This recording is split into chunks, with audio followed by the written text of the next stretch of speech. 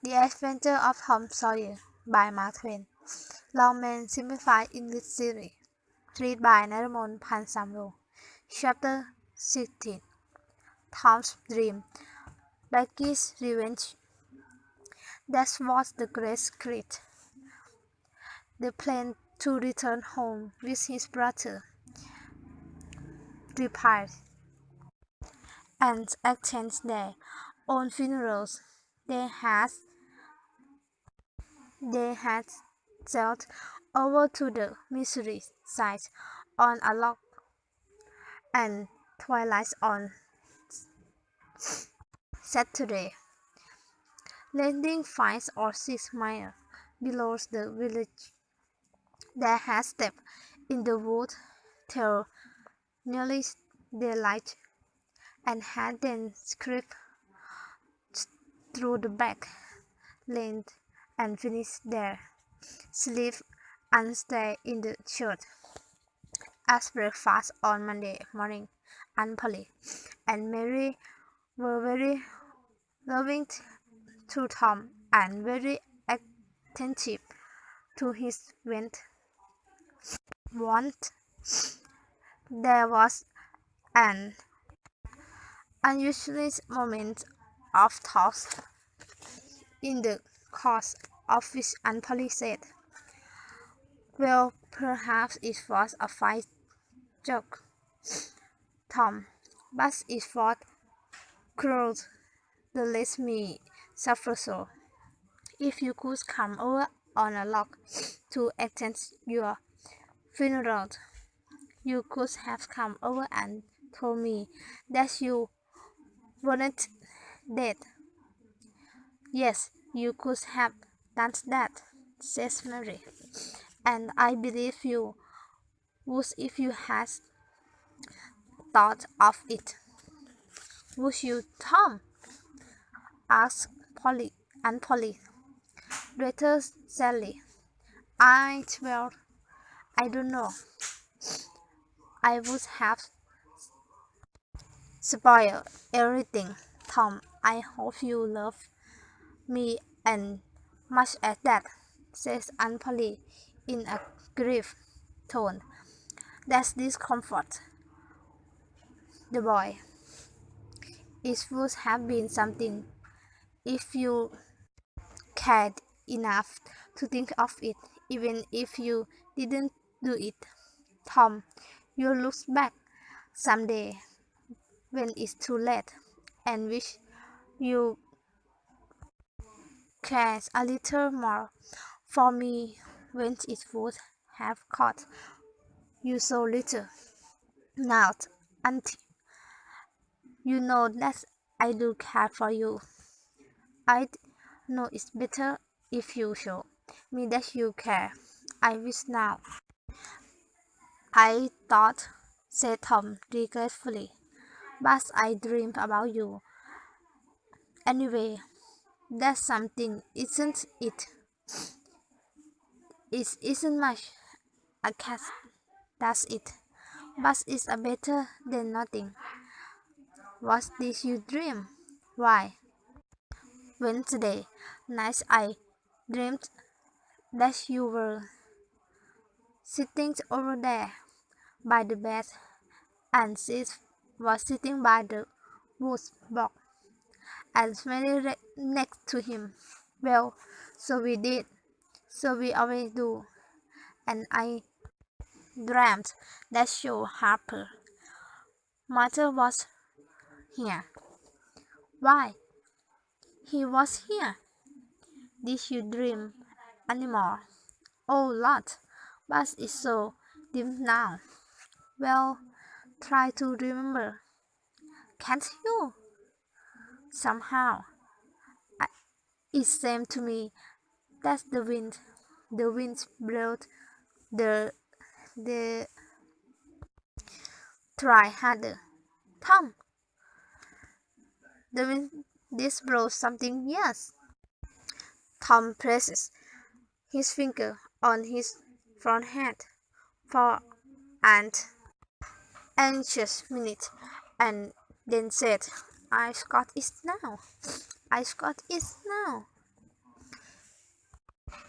It's blue, the candle, and it seemed to me that you said, why I believe that's door. Good heavens, go on, Tom, go on. Just let me think a moment, just a moment. Oh, yet, you said that you believe the door was open. That's as true as I sitting here.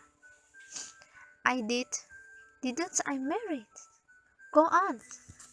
And then, well, I won't be curtained, but it seems as if you made this go and well, well, what did I make him do? Tom, you made him, you, oh, you made him touch it. Goodness gracious, I've never had anything like that at all. My days, there is some truth in dreams. Serena Harper, you know of this before I an hour older. When I told her about my dreams, she said, rubbish. And Francis, go on, Tom. Oh, it's all getting and bright. And there now, next you said that I wasn't bad, only mischievous. And so I did. Well, well, go on, Tom. And then you began to cry. I did, I did, not for the first time either. And then Mrs. Harper began to cry and said Joe was just the same, and she wished that she hadn't wished him for taking the cream, which she threw away herself. Good Lord, Tom, this is a miracle. Goodness gracious, go on, Tom. Then he said, I don't think I said anything. Says, sit. Yes, you did sit, says Mary. Shut your mouth, Alice, Tom. Go on. What did he say? Tom. He said, I think he said, he hoped I was happy where I had gone to. But if I've been with her some time. There, do you hear that? His very words. And you made him shut up. I did. An angel must have shown you all that, Tom. There was an angel with you. And Mrs. Harper told about Joe making her jumps, and you told about Peter and his painkiller. As true, and I'm sitting here. Yes, everyone who is a friend of mine always to be. And she glanced at Tom, but he talked on to Amy's Laurent about the stones on in Iceland, and how the lightning tore the great tree to bits, while she was standing within 3 feet of it, with a creeping of joyful hands and the group back for invitations except Tom and Amy. Then Tom walked off with Amy. Luckily, I felt visitor. She went as soon as she could and sat alone till the bell rang. Then she dried her eyes, held up her hat and said that she knew what she would do. During the interval, Tom continued in the company of Amy and kept wandering about to find Becky in order to make her feel angry. At last, he caught sight of her. She was sitting on the little bench behind the school, looking at a picture book with Alfred Temple. So deeply interested were they, and so close together were their head over the book that they did not seem to notice anything else. Jealousy ran red hot through Tom.